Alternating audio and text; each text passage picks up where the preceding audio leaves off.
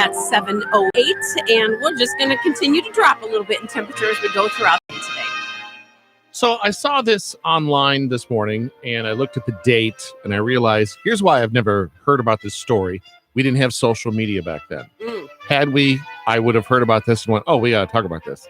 But I heard it, and then as I read it, Melanie, I'm like, this could be a pretty decent movie, like a small independent film, just to some cool stuff. I'll give you the pitch.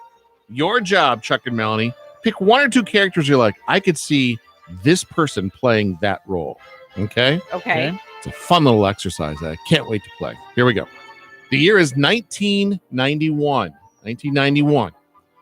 This is the day that the original manuscript of Huckleberry Finn had been recovered. Huckleberry Finn, of course, huge literary work in fiction world. Huckleberry Finn. It was handwritten script, the first half of the original draft of the book, which included Mark Twain's own handwriting corrections, Melanie, like in the sidelines, like, oh, you might want to do this, and hey, fix the story here, whatever. It had been missing for over 100 years. 100 years. Probably had that wonderful basement smell. My Michigan basement that I grew up in. It was found by a 62-year-old librarian in Los Angeles. Mark Twain had sent half of the manuscript to her grandfather, James Gluck. Okay? So she lived in New York where her grandfather lived, and she moved some stuff from New York to Los Angeles. It was in that mix of stuff. We got this manuscript of Huckleberry Finn, 100 years old. So then the fight starts, and there's three parties fighting for this, all for the rights of the book. Like, that's ours. Okay. One group is saying that's ours, might be relatives. One group, like original publishing people, like that's ours. And then there were some people that bought the movie rights. It says, no, that's ours. So you got three parties financially ready to rock and roll.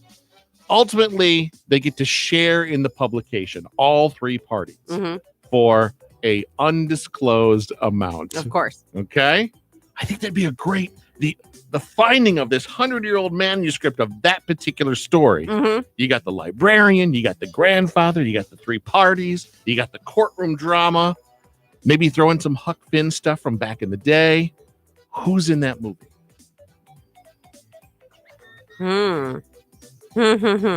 And all I have pictured in my head is Indiana Jones people. Well, Harrison Yes? Ford came to mind immediately. Thank you.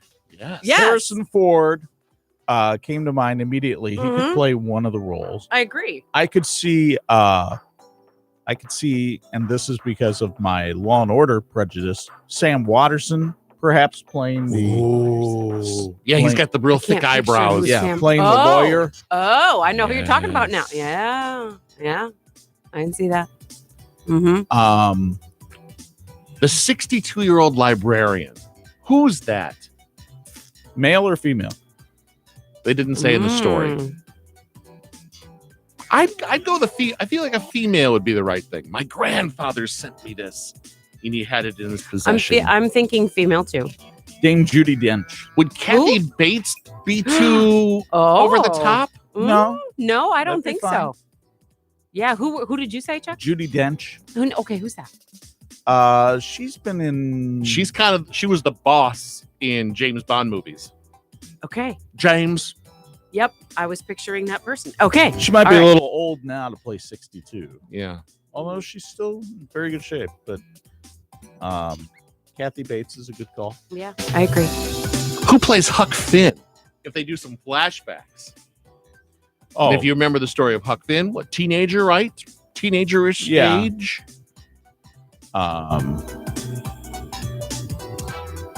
Trying to think of young actors right I know. now, right? Like I can picture some of the older actors when they were younger. Right. But but a young actor now.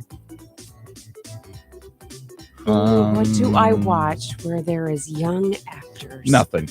I don't think so. I don't. I think those kids on Stranger Things are pretty good. I haven't seen Maybe one of them could do something. How about the kid that was in the Chronicles of Narnia? Skander Keynes. Ooh, look at you bringing that one out. I like it. I like it. If you put them in the courtroom, you got the three parties fighting. You got some high-powered lawyers. Oh, I think that's part of Maybe it. a Tommy Lee Jones. And then for the ghost of Mark Twain, you just have Hal Holbrook. Hal Holbrook. Yes. That's the reference I've been waiting for this entire segment. Yes. Hashtag Hal Holbrook. You're Thank you, welcome. Chuck. Date Wheel. Coming up. Pulse FM.